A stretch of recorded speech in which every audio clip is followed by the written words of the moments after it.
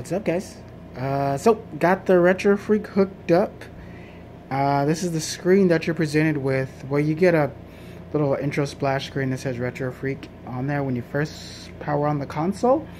This is the console right here, all hooked up. So that's the console. Nice form factor. I like how small it is. That helps a lot. Because I got a few consoles here. It's Neo Geo back there. Xbox over there, PS4 right there. So I can't afford for it to take up a lot of space. Like I was saying in my previous video, that's why even some of the retro consoles that I have, they're fairly large, and yeah, I can't display them all out like this. Even this is kind of a temporary spot. I'm gonna put it further down in the gaming area over here, so it doesn't take up any more room. But yeah, it's nice small form factor, and the coolest part about this is that when you first boot it up, ta-da, it gives you the option for English. So if you can't read Japanese, you have the option to put it in English straight away. So if that was a concern, don't let it be, because boom, you can put it in English. So so I got the controller in hand right here. And we're going to boot this up. And it's a licensing agreement. And I just press A.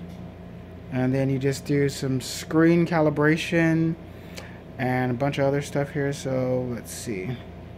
You know, that's good. You know, I can probably go and adjust that stuff later. It looks fine to me.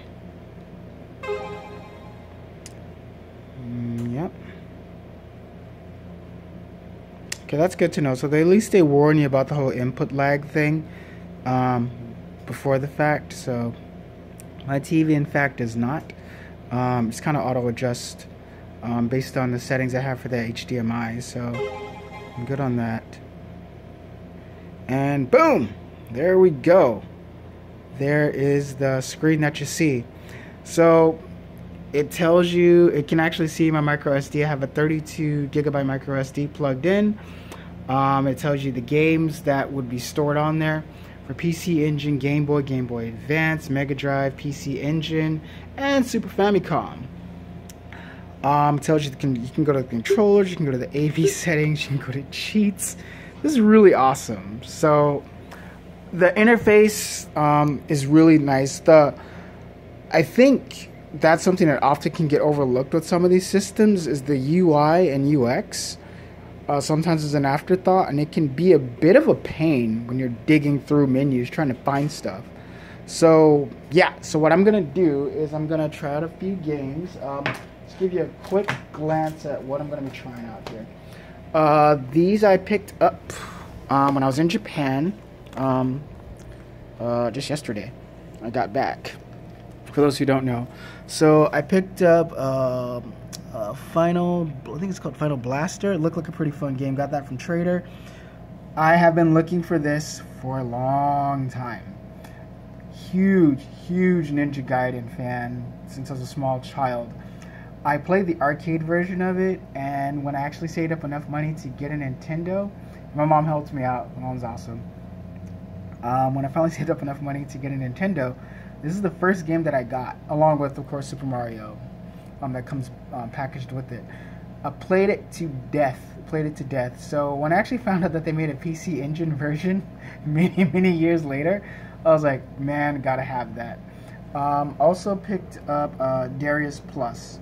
For those who don't know, so the Neo Geo was like the king of like the fighting games.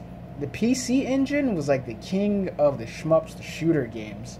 But if you got a TurboGrafx 16 in the US, I'll flip these over so you can take a look at the back. Actually, there's nothing on the back of these. There's just this one.